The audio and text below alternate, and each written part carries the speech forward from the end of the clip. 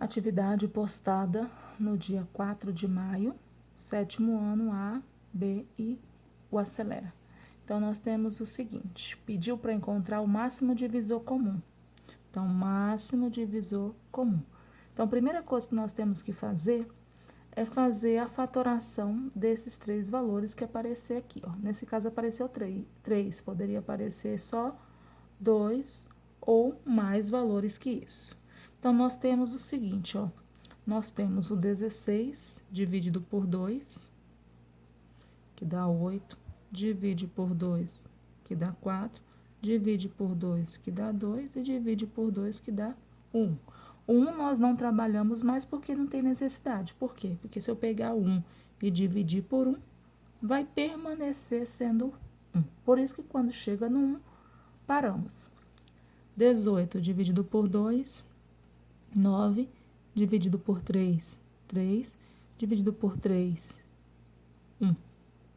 O 20 divide por 2, 10, divide por 2, 5, divide por 5, 1.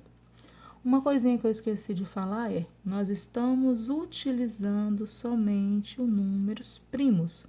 Quando falamos em fatoração, é justamente fatoração em números primos.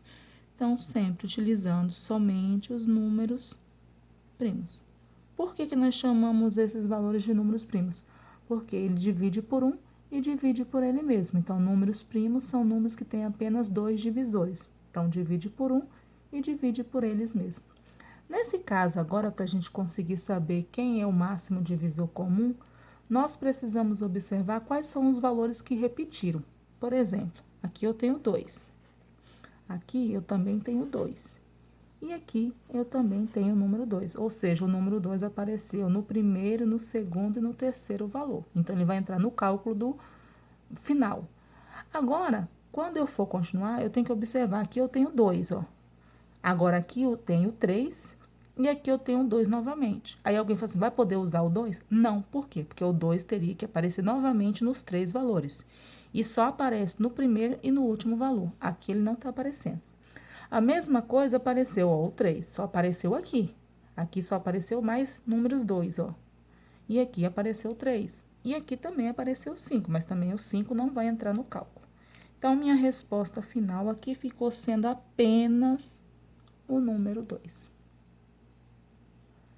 A B, nós temos o 15 não é divisível por 2, mas é divisível por 3, que dá 5, e o 5 divide por ele mesmo.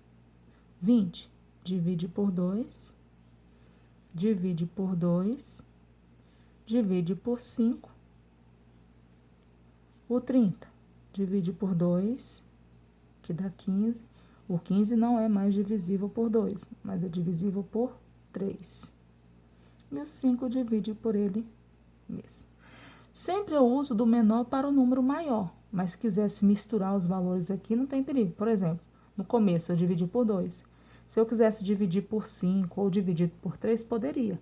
Geralmente, o professor pede para fazer do menor para o maior, justamente para facilitar na hora de corrigir, porque senão os valores ficam diferentes aqui na divisão. Mas, no final, o valor é o mesmo. Vamos olhar se tem valores repetidos. Nesse caso aqui, eu tenho o 3 e o 5. Aqui, ó, eu só tenho o 5, eu não tenho o 3. Aqui eu tenho o 2, eu tenho o 3, eu tenho o 5. Ou seja, não houve nenhuma repetição nos três valores, ó. O 3 só apareceu aqui e aqui. O 2 apareceu aqui e aqui. O 5, opa, houve então uma repetição, ó. Então, eu tenho 5 aqui, eu tenho 5 aqui e eu tenho o 5 aqui.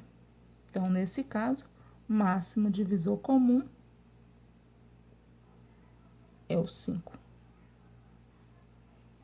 Pessoal, então, novamente, ó, no início eu achei que não tinha repetição, mas tem uma repetição sim aqui, ó. Então, o máximo divisor comum é o 5. Continuando, no caso da C, então, ó, divide por 2 e o 7 divide por ele mesmo. Aqui, 3, que dá 7, divide por 7, que dá 1. 28, divide por 2, que dá 14, divide por 2, que dá 7, o 7 divide por N. Então, vamos ver se tem repetição. O 2, ele apareceu no primeiro e no último. Então, no segundo valor, ele não apareceu. O 7 apareceu aqui, aqui e aqui. Então, houve a repetição. Então, nesse caso, o máximo divisor comum é o 7.